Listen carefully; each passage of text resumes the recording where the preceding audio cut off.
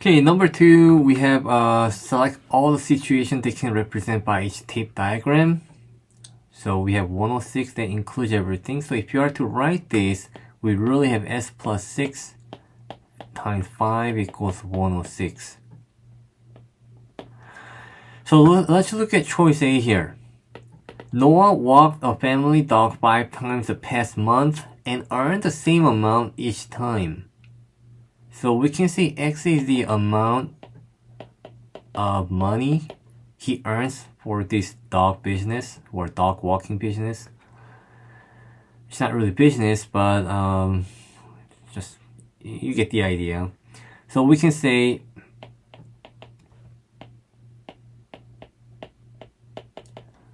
$5x. Okay, or you know what, let's say S because the variable in the picture is S. So for now, let's just say 5S. And then he got a tip. To thank him, the family gave him an extra $6 at the end of the month. Okay, so plus 6, and that's equal to 106. Now notice that it's not same thing as 5S plus 6, so A is not the correct description. Now let's look at part B.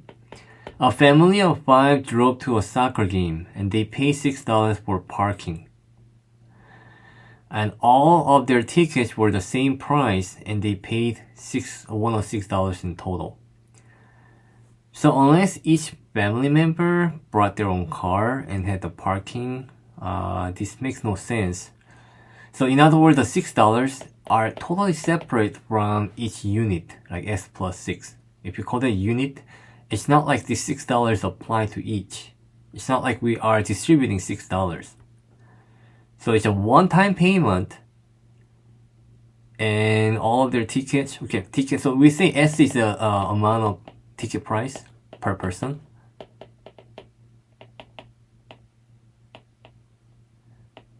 Per person. Okay, so that will be 5S plus 6 equals 106. Again, that's like choice A. So this is not correct too. Part C, we have 5 bags of coins. Okay, we have 5 bags. So let's see, in each bag, how many do we get here? In one bag, we have 6 nickels, and 6 nickels, and then same number of pennies, but we don't know how many pennies there are. Okay, so let's just say S. So S represents a number of pennies in each bags. Okay, so that's S. In one bag you have this much, but we have 5 bags of them. So this makes sense. 5 times you have, in each bag you have 6 plus S pennies. Okay, so we get 106 total coins. Okay, because you get this many of coins, these are all coins, and there are 5 bags with this amount of coins. When you multiply it, you should get 106.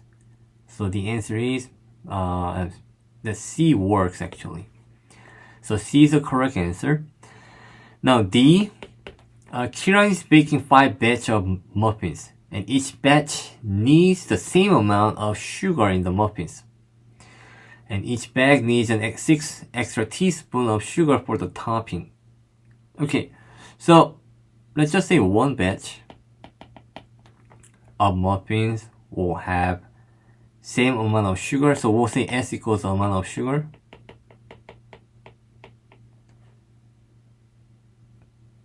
And I believe it's a teaspoon. Yeah, so we're gonna get in one batch, we need the S teaspoons of sugar in the muffin, and then we have a toppings. Each batch needs 6 extra teaspoons each batch. Check per batch, and we have 5 batch. Then you can see these two cancel, right? So we get a teaspoon here.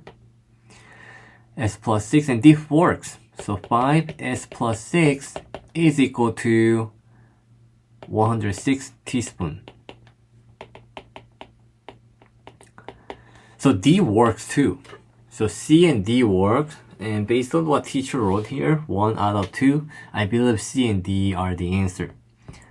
Now E, Priya buys 5 cases of water, so let's say we have 1 case of water. What do we have? Same number of bottles, so S, bottles. And the store clerk gives an extra 6 bottles before she leaves. Okay, this 6 bottle is just like a tip, right? It's like a bonus. She get it. It's not like she gets each case 6 bottles. I don't see that here. So that's like 5S plus 6 equals 106. That's like choice A and B. So E doesn't work. So the correct description of the picture shown is C and D.